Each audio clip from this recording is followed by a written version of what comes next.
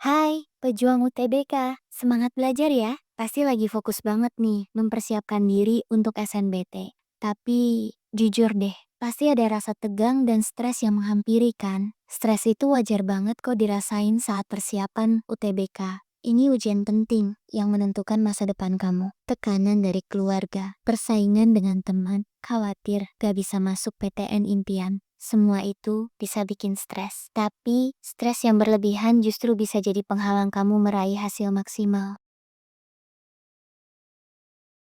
Tips pertama, atur strategi belajar kamu. Stres sering muncul karena kita merasa nggak punya kendali. Dengan strategi belajar yang baik, kamu bisa lebih tenang dan percaya diri. Buat jadwal belajar, pecah materi UTBK jadi bagian-bagian kecil.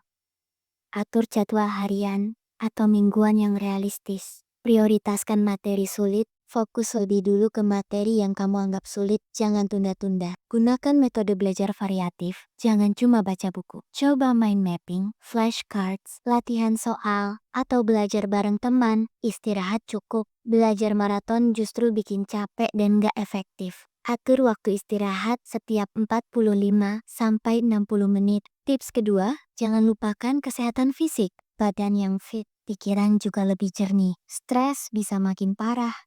Kalau kamu nggak jaga kesehatan, olahraga ringan nggak perlu yang berat-berat. Jalan kaki, jogging sebentar, atau stretching bisa bantu redakan stres. Makan makanan bergizi, perbanyak buah, sayur, dan makanan sehat lainnya. Tidur cukup, usahakan tidur 7-8 jam setiap malam. Kurang tidur bikin stres makin menjadi-jadi. Hindari kafein dan alkohol. Minuman ini justru bisa memperburuk rasa cemas dan stres. Tips ketiga, kelola stres mental kamu. Pikiran kita punya pengaruh besar terhadap perasaan stres. Yuk, latih pikiran kita untuk lebih tenang. Teknik pernapasan. Saat merasa tegang, coba tarik napas dalam-dalam, lalu hembuskan perlahan. Ulangi beberapa kali. Meditasi atau mindfulness, luangkan waktu beberapa menit setiap hari untuk meditasi atau latihan mindfulness. Banyak aplikasi yang bisa membantu. Lakukan hobi, sisihkan waktu untuk melakukan hal yang kamu sukai. Misalnya baca buku,